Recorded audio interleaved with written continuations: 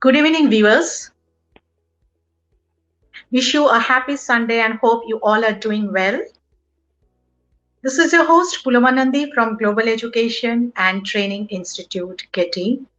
And as you all know, that this is the movement called hashtag Disruptive Education, whereby we invite speakers to contribute in this live webinar.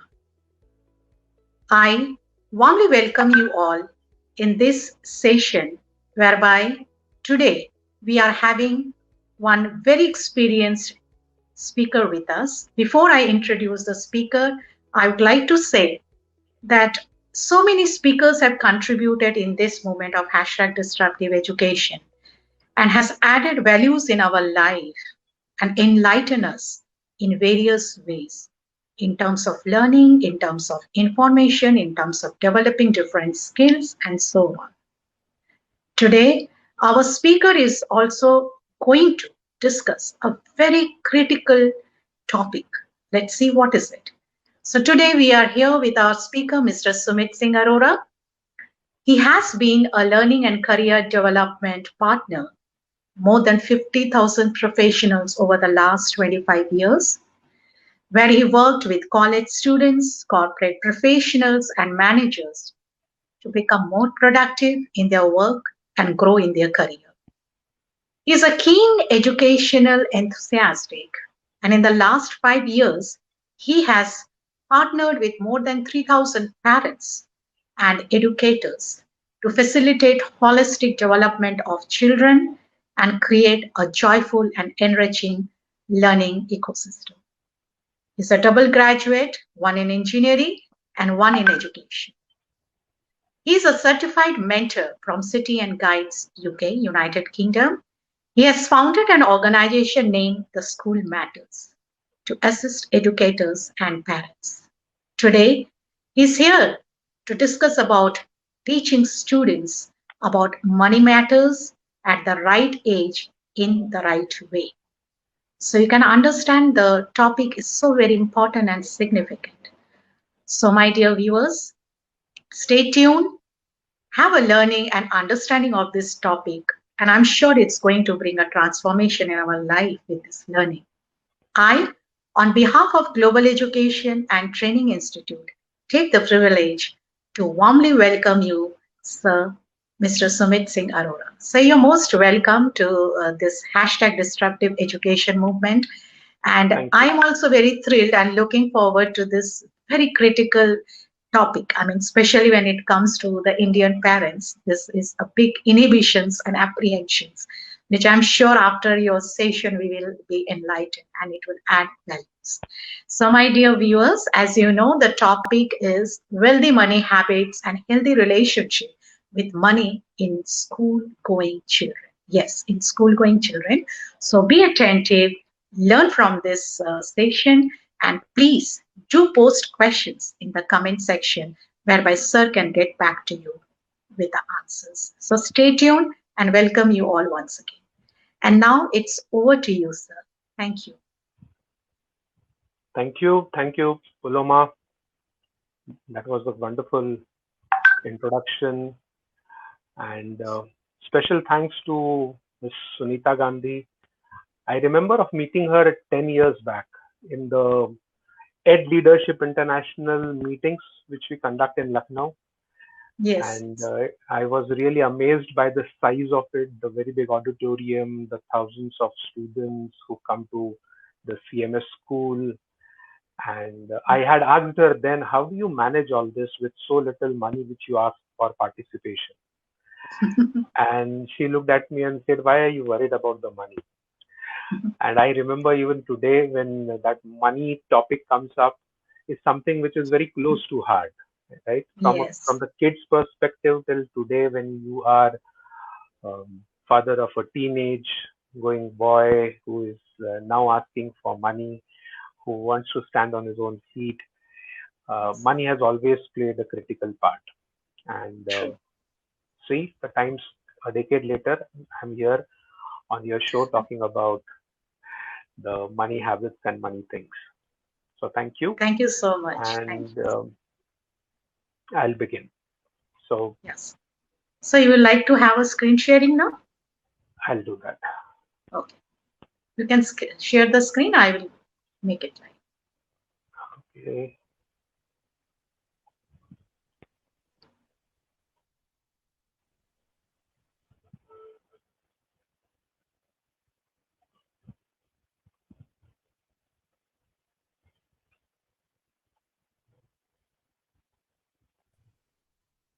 So good to go, sir. You can continue now.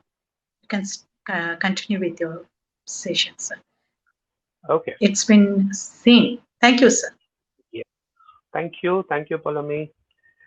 A week back, when I was talking to Getty about the program which has to be conducted, the small wealthy money habits and healthy relationships, I was also thinking about what kind of questions we should put across. I do meet thousands of parents every month in parent teacher meetings and various webinars. And whenever the topic of money management for teaching to students comes up, the question is always a lot of them. They are not less. And then I thought, why not I pick up those top few questions and bring it as a part of this 35, 40 minutes of discussion. So the questions which come to the mind of to the mind of parents and educators, first question which always comes up is, why teach kids about money management? They're really worried. Is really teaching this money management will help, or they would become more aware and they would ask more money? So is it really important to teach them at this age? Then what is the right age of teaching money management? That's the second important question which comes up. Third question which comes up is, what all should we teach? Should I teach them about share market? Should I teach them about inflation? What are the concepts which you could teach? Because there are a lot of concepts in money. The fourth question which parents always have is, would students feel interested about this? Because as it is studying, they do not feel very enjoyable or they do not feel very happy about it. Would they be excited to learn all this? Would it be interesting? Or how can we make it interesting? Certain educators have a very specific question. They say, whatever we teach in mathematics or do some extracurricular activities where we do those bazaar or some other activities, isn't that sufficient? Do we really need to teach something else about money, whatever we teach in mathematics and beyond that? Question six, which I have selected here, is parents need to understand what level of teaching should we go for. Should be at basic level, should it be at understanding level, or can we also do some application level of learning? Now, this all comes to educators through whatever they have learned through Bloom's taxonomy and all. And these questions are important. The seventh important question, which teachers and parents say, is, can we have certain tools or techniques which we could use at home or in schools to learn with? So I picked up these seven questions for our basic first 30-35 minutes of discussion, and then it would be open for questions. Whatever questions you type in your chat, in your comments, and everything are most welcome. My partner would help me speak out those questions and I could talk to you about them. So whenever I meet with parents, whenever I understand their questions, whenever I feel that they think there is a requirement, I always look at the parents and say, let me ask you, what did you really do about your money, the first money which you earned? So that's something which parents always look at and say, why are you putting that question to me? And the question is that what you do is what your children learn, what your students learn. It is not what you say to them. So, the first question which I put across, or mostly what parents really look at, is, what do you really do with the first money you got, you earned? Right? Remember those days when you got your first salary or your first income? And what did you do with that money? You could put in your answers in the chat. You could type one or two or three or four or five. Did you spend all the money on your needs, like your food or your travel or your clothes or something? Or did you spend some money or all most of your money on desires, like buying something or buying a gift or doing some party or paying off certain loan amount which you already had, or did you save that money? So what did you do with most of your money? I know you must have not spent all of your money on one of them, but most of your money went somewhere. So where did that go? Did it go in one, or did it go in two? Did it go in three? Did it go in four or five? Put in your comments in the chat and we'll talk about it more. Why I'm talking about this? These are the five elements what normally people would do when money comes in. Now, if you were trained professionally in school with some subjects of money, or you got some learning through the experience which parents shared with you would definitely be able to understand what I'm talking about, because it is all what you have learned in your previous experience, in your reflections, what you did with people talking, understanding, that you would take a decision over here. Now, whatever your answer is. If it was one, if it was two, it was three, four, or five, what do you think you would like your child to do with the money which he earns as the first salary, right? I know. We did a survey with a lot of people. We did formally 12,316 responses till now. And we did it with children between the age group of 6 to 18. We did it with college graduates and even with married couples. And we found wonderful stats about what they feel about money, or what do they do about money. And then we ran towards certain conclusions. And the first conclusion which came across was that 85% of the graduating students have incorrect aspirations and awareness. One of the very important indicators is when in interviews we ask them a question, what salary do you expect? And that question, even the well prepared student, the student who has distinction in his marks, is a bit set back because he is not ready with what answer should I give. He would give a standard answer. He may not know what is his cost of living, or what is the value he is adding to the organization, and what money should he ask for. We as parents spend a lot of effort, right? Getting them to the right school, getting them to the good coaching classes, buying wonderful curriculum and books like this of global education, and we try and get them into the best colleges so that they can make their wonderful career. And then they even get into wonderful jobs or start doing a wonderful business. But how about if all this goes waste because they did not have the right attitude towards money, because they did not have the right skills or the right awareness about money and the value of money? Would it be good? No, I know. The answer is a commonsensical no. So, this was the first result which we found out. And the reason behind this was because they did not have a formal education in their school life. The second was 70% of the newly working professionals lacked budgeting skills. And how did we come here? Because by the 20th of each month, these working professionals who got a fat salary working in IT, ITS companies, manufacturing companies, were broke. That is, they did not have money for the last 10 days and were waiting for the next salary to come in.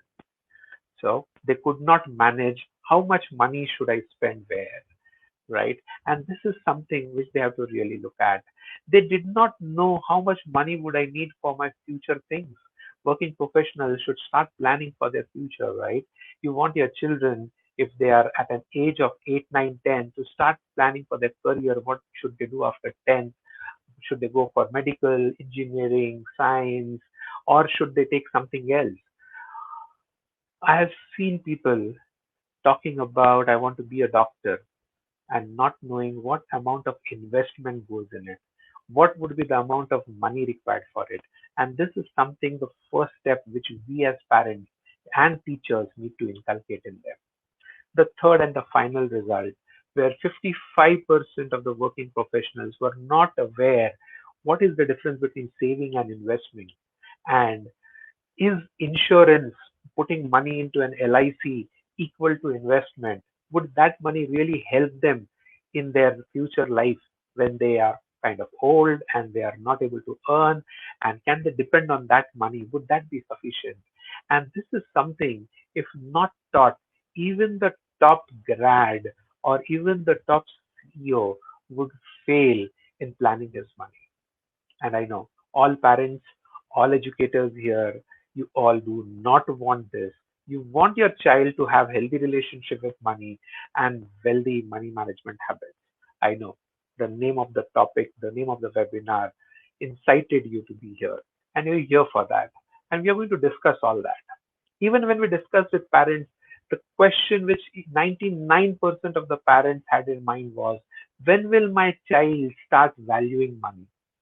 Right, मेरा बेटा पैसे की कीमत कब समझेगा? That was that main question. और मेरी बेटी पैसे की कद्र करना कब समझेगी? And that is that question which all of us have, that we really feel we understand the value of money and my child wants to. Nothing bad about it. But we are going to discuss about all of this here. Now, we can have this question answered only when we teach them. And that's very, very true. Children would learn about it only when they're either taught at home or at school or through such virtual workshops, right? At home, long back, there was a big family. You had uncles, you had dadas, you had grandfathers, you had mastis, masters, everybody in the house. Many of them were doing business, some of them were doing a job, and that came very naturally to the child. And that is the way how it would have come to me or to you. But what about your kids? Now the family is so small, right? And the discussion is not very healthy. It is more about पैसा बचाना है, पता नहीं क्या होगा आगे, तुझे नहीं पता, पैसे पेड़ पे नहीं लगते हैं. Only these discussions have happened, and hence the relationship has become unhealthy with money about children. Schools have a lot to complete. In schools, it is not a mandatory part of the curriculum, and hence it doesn't happen. Workshops, you do not know which one is good, and there are so many of them. So let me take this one step ahead to clarify that if you were thinking of doing something, are there any guidelines which could really help you understand? So there are international and national opinions. Reserve Bank of India has come up with a paper called as National Strategy for Financial Education in India. It has recommended a curriculum which should be followed in schools. It has given the content available on the website which you could download, which you could go there and see what you could do as parents with your kids. There are books and everything available. Internationally, there's an organization called as OECD, which has created a white paper called as Financial Education in Schools, and it is recommending the same internationally too. Now, based on this kind of 200 to 500 page document, I tried to be at School Matters, tried to figure out what should be those basic topics which we should teach our children. I've categorized the children in two age groups. One is between 6 to 12. This is the first age group where we should talk about money, and then about 12 years. Below 6 years is a lot of storytelling and a lot of other stuff which you could definitely do. But if we look at this age group, there are certain pillars of money. If I may call this as a framework of money, I would be not exaggerating, but this is something which we need to know about it more. So the first pillar comes as earning. And what are the topics which come under earning is something which we're going to discuss next. The second topic is saving. The third pillar is investing. The fourth is spending. And the fifth is systems. So these are the five pillars on which our curriculum should be taught: earning, saving, investing, spending, and systems. Even at a home, if you are talking about with your kid, your discussion should start with earning, then logically it should go to saving, then maybe investing, then spending, and then systems of money. If you're interested to look into what more is there inside each of the topics, type in the chat topics. I'll open the topics for you one by one. Yeah, here comes the first set of topics. Whenever you want to talk about earning, the topics which are there would include sources of income like job or business or what other ways money can come in. This is something which we need to discuss as a child. The child also has certain earning opportunities. Tips and gifts have been there since long, right? Pocket money is another important aspect which we should have as a practice at our home to help our child. Salary details. What are the different ways of salary? What is part-time work? What is full-time work? How does money come in? Is important. How do sellers and service providers earn money? These are a few discussions which should happen at home, which should happen in school, in curriculum. Saving. Saving is personal piggy bank. Very common, but should be used effectively. If time permits, we'll discuss about this practice as well in detail. Then comes this family piggy bank, fixed deposit, recurring deposit, and the thumb rule of saving. How much percentage should go in needs, how much percentage should go in desires, and the rest of the stuff. Then is investing. Investing is another and critical important thing. The difference between mine and yours and what is ours.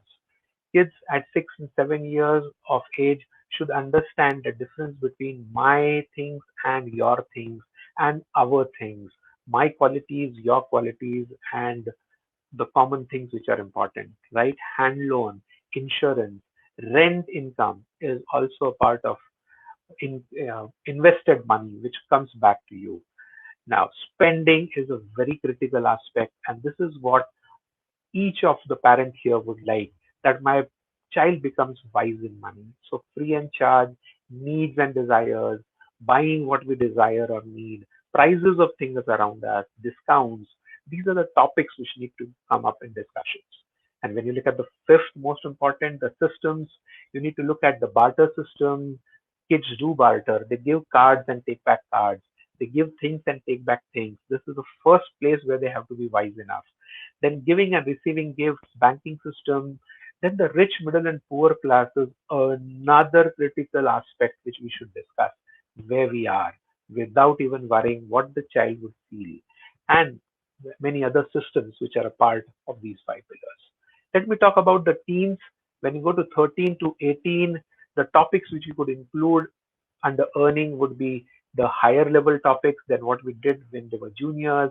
We look at income for our traders, income in the family from various different things. We could talk about entrepreneurship, business, very important. Risk and rewards both come in business. And this is something which some communities inculcate very wonderfully, and some communities do not talk about it. So we should do it as a part.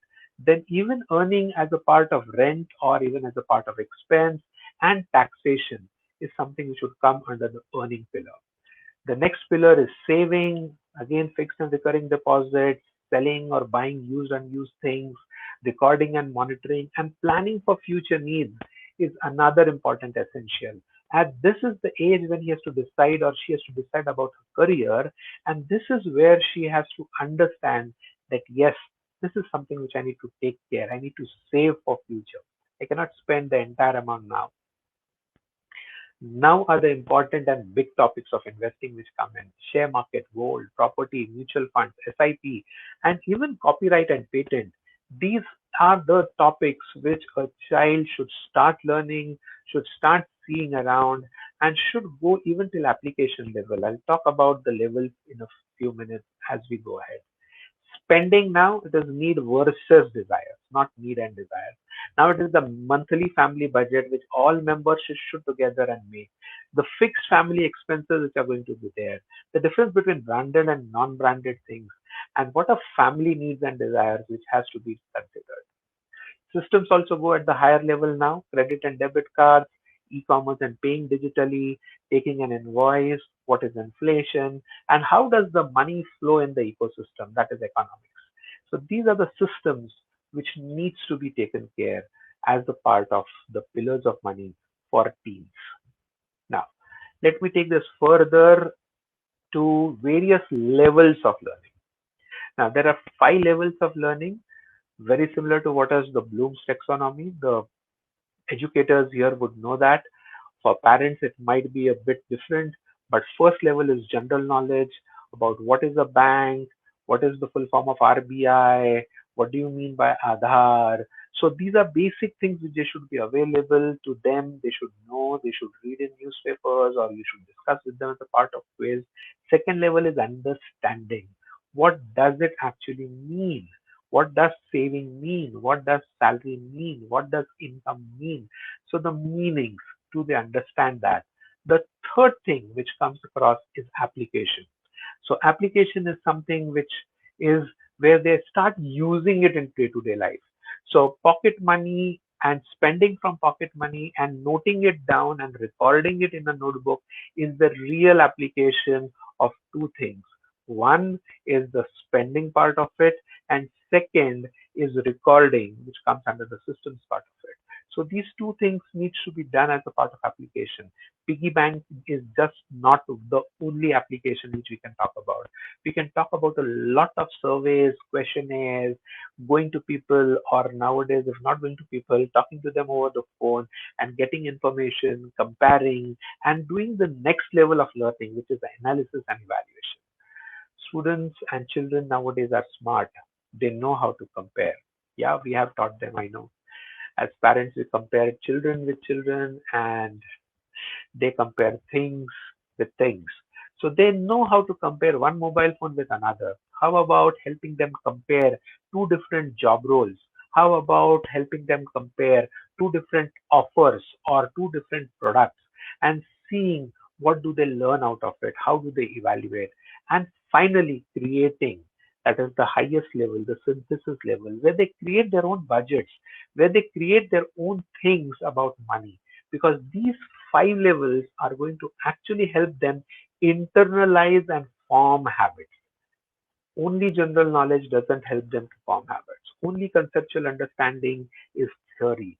When they do the next three levels, the top three levels, that is application, analysis, and synthesis, that's the internalization happen. And that is something where we need to take our children across. Yeah. Now, let me take you 20 minutes into the discussion towards teaching about money at home. I know 28 minutes. Don't worry. I have the clock at, at my visible place. Yeah. So, ready to understand what it is required, I'm going to bring out certain tools for you, parents and educators. You could also use them in your classroom. So the wise management tools which I talk about today, I'm going to talk about five tools in the next 10 minutes, which are going to be crosswords, word search, need and desire analysis, daily spend diary, and price of things around us. Let me bring you to the first crossword. Now, when you talk about crosswords, crosswords could be looking something like this, right? So there is a set of clues there, as you can see in the bottom of your screen there, plus there are certain words which have to be filled. Now, how do you use crossword is very important. You could use crosswords very wonderfully for improving their conceptual understanding and even problem solving skills. And the process which you need to follow here is which is called as PDNS, right? You can see these here, and you could download it from the link in uh, the YouTube there or in the Facebook there, and you could use them. But let me tell you about the TDS process, which is most important. The TDS here stands for think, discuss, and share. What is think, discuss, and share? If you're doing this with your partner, what is the most important thing you need to do? Your partner means a child or a student, is both of you need to take one line, that is one cue, and pick it up and think individually, not discuss it away right away. So if I pick up one cue which is here, which says the place where they make points, so what comes to your mind? Which is the place where they make points? What is it called? And then you could start brainstorming, but do it individually. Write down whatever words come to your mind: money factory, money heist, and whatever things which come to your mind. Make a list of it. Once you make a list of it, then you go to the discuss stage, where you discuss what words you thought, what words the child thought, and then you try and see which of them are common. And then you go and look into the crossword diagram. That is, if this is a place where we make points is 13 numbers, so 13 number is where I find the 13 number, it is a four-letter word. Now you do analysis or problem solving. That is, you did divergent thinking, now you do convergent thinking, and you try to fit that word. Is that word of four letters? So Heist, Heist. No, it is 5 letters. Factory, no, it is 5 letters. Then what could be the word? Mint. Oh, mint. Mint is the right word. Awesome. So this is how you develop in discussion the problem solving skills. Then as you go on solving the next and the next and the next, more options come over here and it becomes difficult. And that is something which you have to really look at. And finally then comes with the sharing part of it, that you put it across and then you say, okay, this is the word which I got right. What about you? And then you celebrate success. And then you go to the next and the next and the next. So crossword is something which we have been using since ages, but to use it for conceptual clarity and to use it for problem solving skills, you need to use the process TDS: think, discuss, and share. Remember this. Should I move on to the next tool? Okay. So the next tool is word search. Even this you must have used for ages. When you're a small kid in kindergarten, you must have done that. Find a word, the word is given, and you start searching the word. Even if you're sitting on the screen, you would say, oh, I found money, I found piggy bank. That's not something which you have to do. Here in this word search, we again have cues there down at the bottom. So the first cue is an income not spent or deferred for later consumption. Now, what is that? Now, this cue starts thinking in the mind, and this is something which you have to do using the process which we call as TCF. So, think, check, and find. So, first thinking, individual, like the last thing. Once you do the thinking, then you come back over here and look to the left of the queue. The left of the queue is the fill in the blank, and you check with the fill in the blank. So, the fill in the blank has S dash dash dash N and dash. What does that mean? Now, S dash dash dash, and then the fifth letter is N, and then there is G. What it must be? And then of the words which you thought, you try and fit it in, and you say, oh, wow, that's saving. And then you start searching, finding that word in saving. Now, once you have found the word in saving, the work is not done. You have to improve your English vocabulary as well. So now you ask your partner to use this word in a sentence, right? That application of the word. So you're doing two things: improving your conceptual understanding of saving and improving the English vocabulary too. How do you do that? You think of a word, saving, to be used in a sentence. Your child makes one, you make one, and now you have two sentences of saving, right? So saving of money is good. A sentence, as simple as that, it also brings about a value. Make sense? So we have two tools out. Should I move on to the next three tools which we have promised here? Yes, here you go. The third tool is need and desire analysis. Yes. So here in this tool, the prerequisite is that the child and you understand the definition of need and desire. That's there on the screen what it says. What does this tool do? It helps the child make wise spending decisions. It helps the child to avoid impulsive buying. These are a few problems which parents have always talked about. And analysis skill improves as a byproduct. Let's see how. So what do we do here? We follow a certain process here. Yes, we follow a process called as CRD, which is categorize, then reason and discuss. So first thing in this tool, you discuss what is the definition of need and what is the definition of desire. We talk about need as those things which we buy because of its usefulness, because there is a reason behind it. And desire are those things which make us feel happy or which really make us feel good. Our emotions is something which we buy because of desires. Now, what do we do here? You have three columns. You use the first column. There are 15 items there which you could write one after another. Pick those items from your room or from the house and make a list of them. And then your partner, your child, your student writes there, categorizes it. The first step he does, it's a need or it's a desire item. Simple. Sofa, need or desire. Chair, need or desire. Table lamp, need or desire. Table, need or desire. Mobile, need or desire. And then writes in the third column, why does he think so? Why do you think so? He puts down the reason. The reason here step is very, very important. This is not guessing. This is what I think and why I think, and hence I write over there. That is where your analysis skills is going to improve. right? So he picks up a thing and he says, oh, table lamp is desire. And then he says, oh, because it is required, it is useful for me to study. And then you don't think so. And if you don't think so, there's definitely going to be a debate. You are not going to let it happen. Or if he writes on a laptop or a mobile, if he says it's need, you're not going to accept it, are you? So if you're not going to accept it, please don't stop that little kid right away. Let him fill all 15 things. The item of discussion is the third step, where you and your child discuss. You might have different opinions with your child, but let me remind you not to force your opinion onto the child. You may have a healthy discussion. You may talk about your reasons why you think so. She or he may talk about her and his reasons why she thinks so, and you do not need to agree on one. You may have two different opinions, and it's perfectly okay. As a parent or an educator, don't make faces, don't show eyes. That's bad.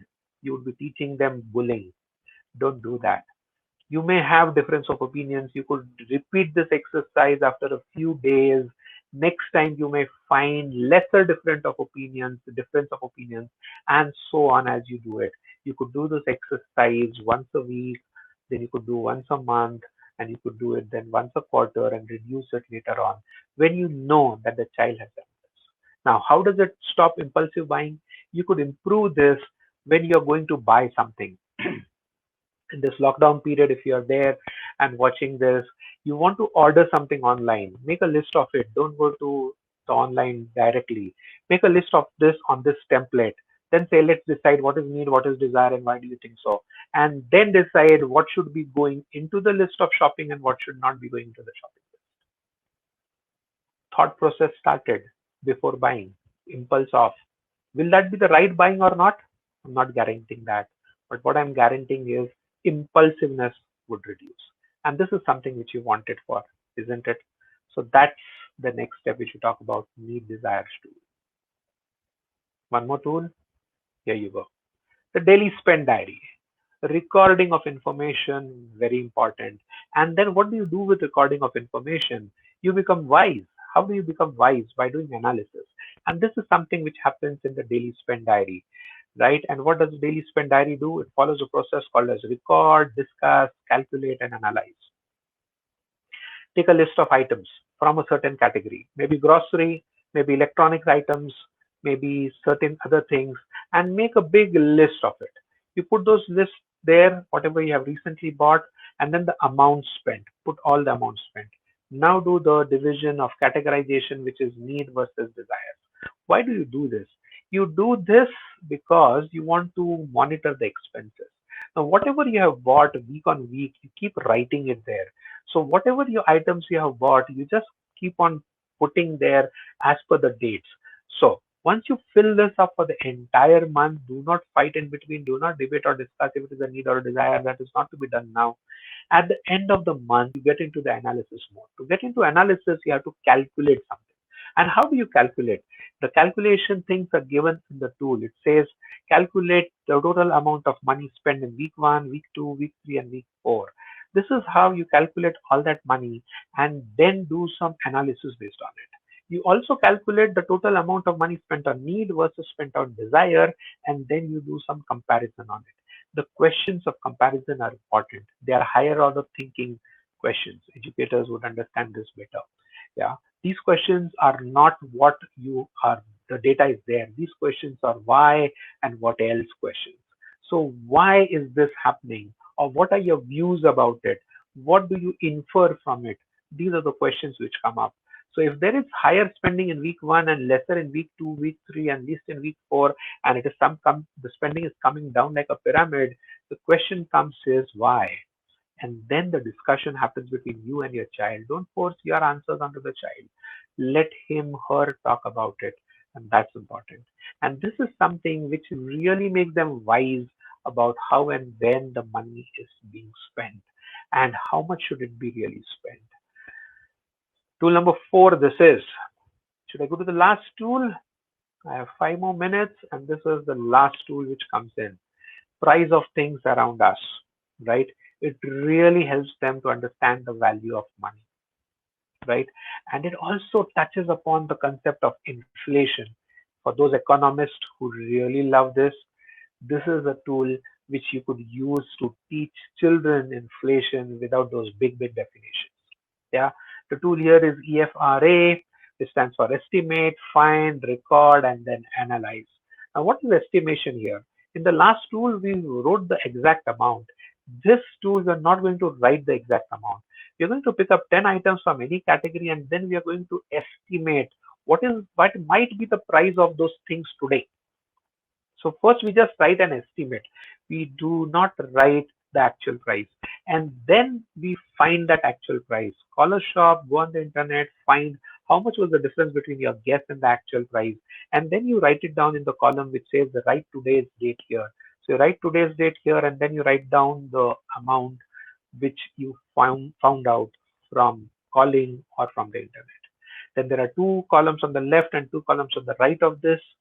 The two columns on the left is for history, and then you start guessing with your partner what could have been the price of the same item a week back, or maybe a month back, or maybe a year back, or maybe 10, 20, 40 years back. Yeah, you could go down till 60 years. You could have your grandparents, the child's grandparents there to ask what was the price then. I remember of having a lunch outside full thali at rupees 7 when I was in my 10th standard. My dad had taken me somewhere. What is the price of a thali today? Today you don't go out and lock down, but you know the price, right? 500 rupees, 1000 rupees. So the difference, 100 times. In how many years? 30, 40 years. So what is that difference? What will be that difference in future? And this is something which they would estimate and write for future, and maybe they would really go and correct it in the future and see this tool there. This is how they understand the value of money.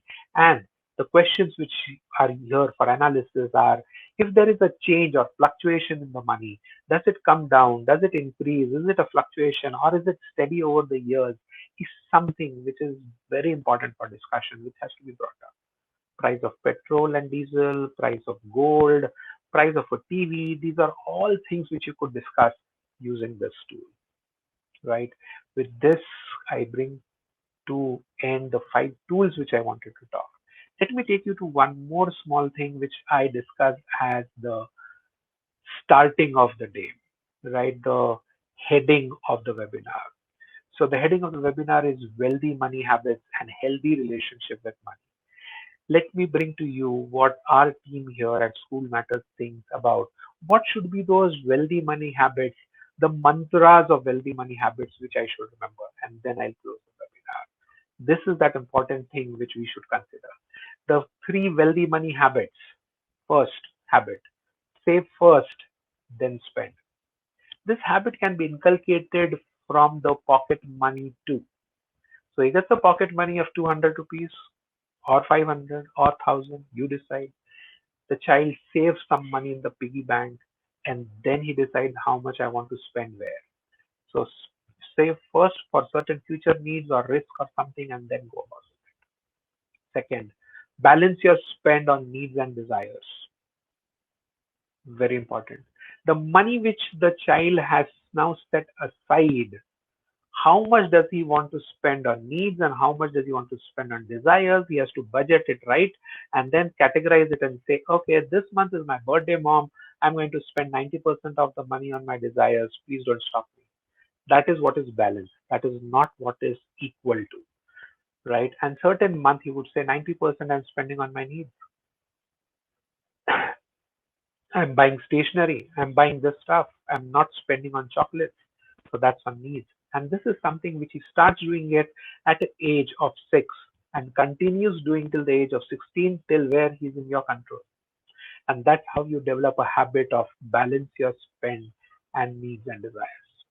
Third, invest and insure for your future expenses and risks. So he has a further party to happen or he wants to have something. How can he invest some money for his future needs, right? You, as a mom or a dad, could become the banker. You could say, you whatever money you're putting in the piggy bank, you can deposit it with me, and I'll give you some interest on top of it. Or you could open a child's bank account. A lot of banks open it now. She can invest, put money from the piggy bank into the real bank, and he can see interest coming up. And that's where he learns the first step of money making money. And this is something which you could look at. Healthy relationships with money. Parents have tortured children many a time because they really did not have the sufficient money to make ends meet. And this is somewhere where we have always said, "Tujhe kya pata paisa kamana kitna mushkil hai." But that only dialogue doesn't help. You have to teach a child that earning money is better than making money. He should understand that you as a parent earn money, not just make money. Making money is very easy. Robbing, stealing, begging, these are all ways of making money. But it is not about earning money. And that is the difference why you make what you make based on your skills, based on the opportunities that you have, and you do not cheat. You do not do anything else which people might be doing to make a lot of money. And that is a value inculcation. That is a relationship which we have to inculcate in our children. Second important mantra of healthy relationship is that money is not more important than relationships. Yeah. Many a times कट्टी between friends happen because तूने मेरा 10 रुपया वापस नहीं किया और अब 100 रुपया वापस नहीं किया, right? But relationship should be nurtured more than money is something which is important. You may disagree with this, but the days are changing where money is being treated more than relationship. You use relationships to make money. Is that right? Or should you use money to build relationships? Choice is yours. The third mantra of a healthy relationship is that money is one of the things you get in return for your service or your products or your skills. Now, this is that one important element which has to be taught to a child because children nowadays feel that everything should be money. And in fact, we as parents have done something wrong in that. If you do your daily course, I'll pay you money. If you do something good, I'll pay you money. I'll give you a tip. Now, this is something which has inculcated that whatever I do, I need money for that. Otherwise, why should I do? So, money is just one part of it. There is something else which happens, which we do when we build goodwill in the market through our service and products. And this is something which we have to teach our children. So, these are the mantras of the day for the topic which have been here. The tools which we have discussed earlier are the tools which can help you achieve these mantras for your child. I'm open to questions. Any questions which you have, please.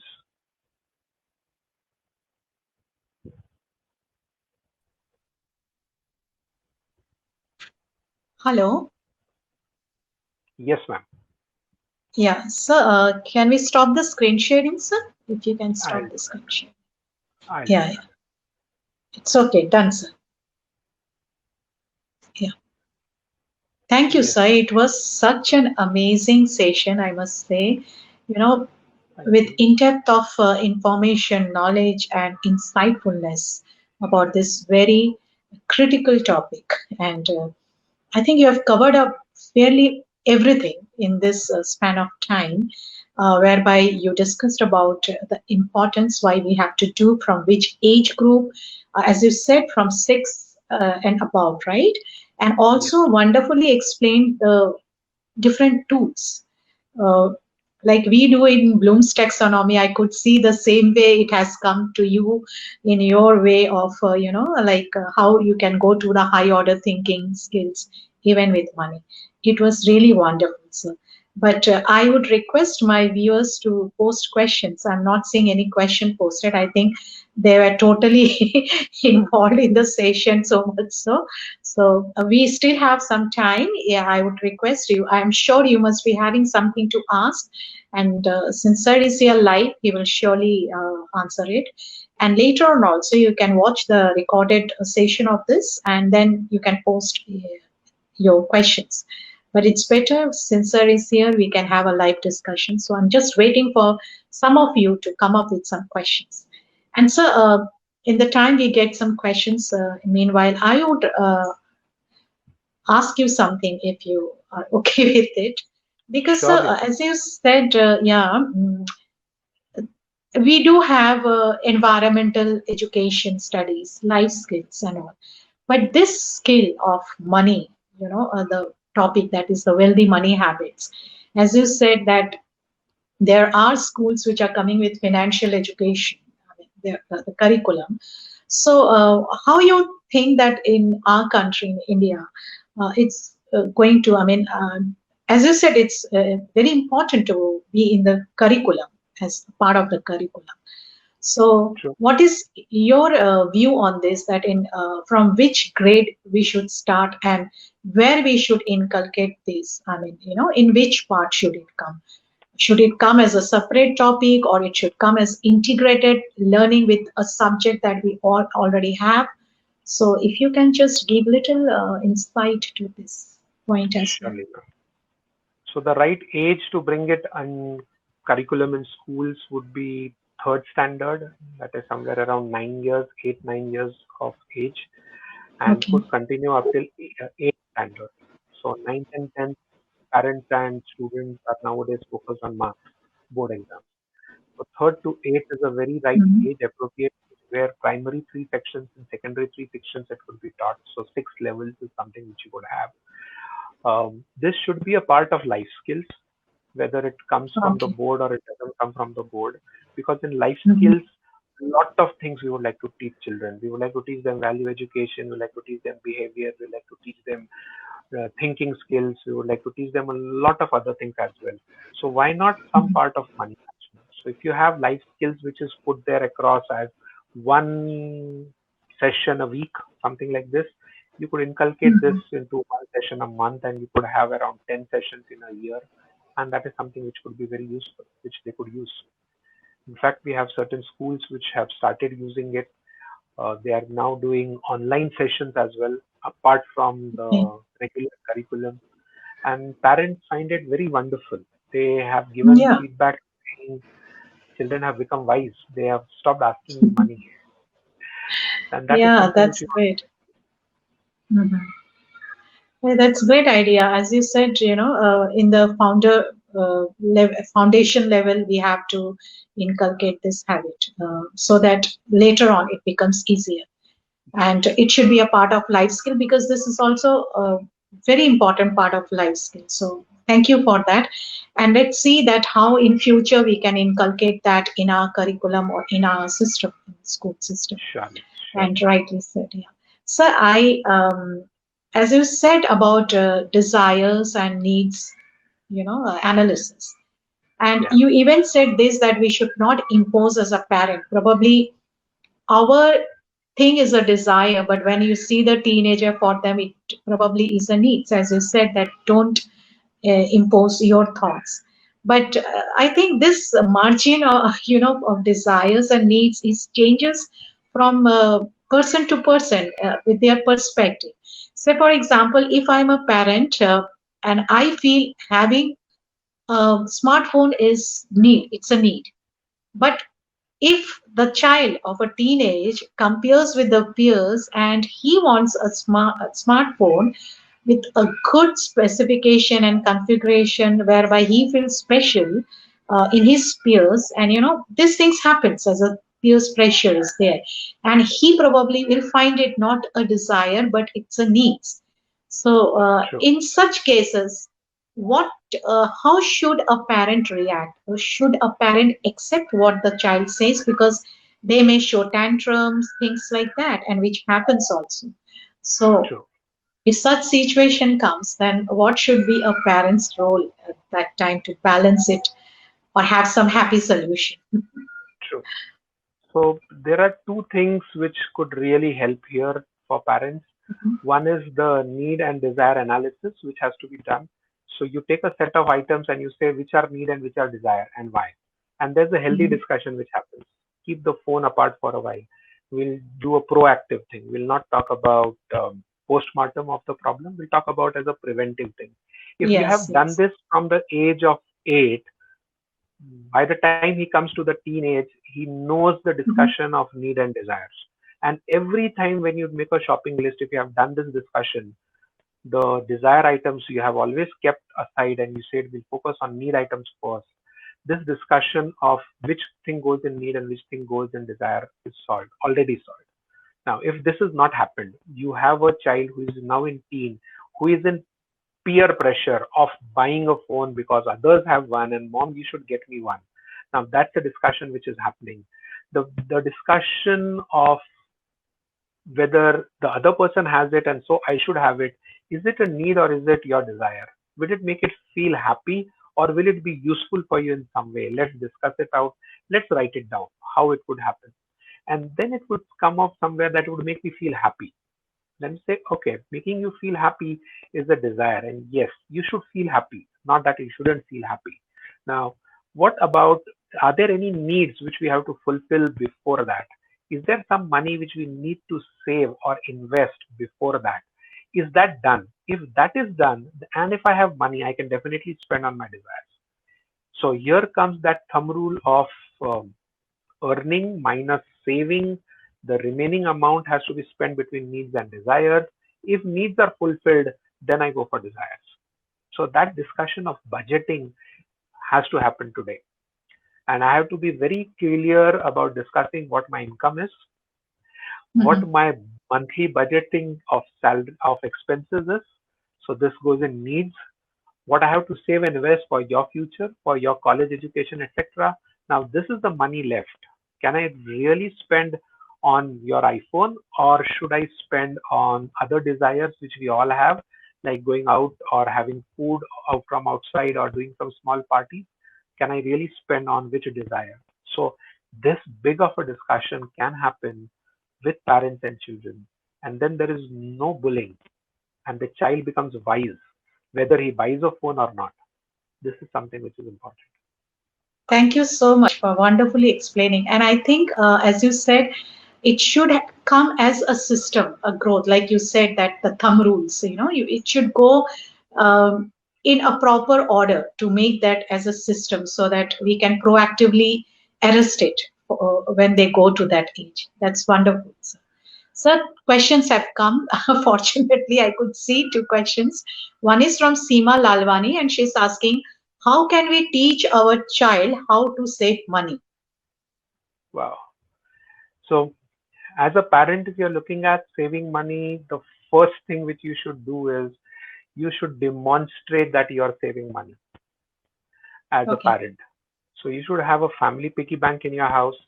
And the first thing which you do is when you come back home or when you come back from the market, if there is something of a coins which you have, you say, oh, I had a budget of around 200 rupees which I took for spending on vegetables. And today I have saved these 5-10 rupees. I thought I should buy this, but then I thought, no, today the price is not right. I'll buy it tomorrow. And then I got the price right today, and hence I saved 5 rupees and I'm putting it in the piggy bank. Or I wanted to use my bike to go out to the nearest shop, and I would have spent 2 to 3 rupees of petrol, but I did not use my bike. I went walking and I came back walking. I saved 4 rupees, and here I put those 4 rupees in the piggy bank. What are you really demonstrating? You're demonstrating that you're lowering your expenses, you're being cautious about what you're spending and putting that money in the bank, in the piggy bank. And when the child sees this, when he sees the saving being celebrated and the amount at the end of the month being used for the entire family or for something else, he starts inculcating that habit of saving. Now it starts with you first, Seema, and that is how you Exactly. could do that. Exactly. Thank you so much, sir. So one more question has come up from Natasha Davison. The question is there an indicative model which can be followed to help children balance the spend on needs, desires, and saving?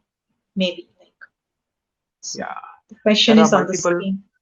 Yes, there are multiple models of balancing the need and the desires and saving. One of them is the 50-30-20 model. So 50% of the money you spend on your basic needs, the 30% you spend on saving, and 20% you spend on desires. Now, many of the models are being used for ages. Now, the models are changing nowadays. Nowadays, a better model would be something where I decide how much amount I need to spend on needs and desires together, and I remember how much should I spend onto savings and how much should I have in my saving account as well.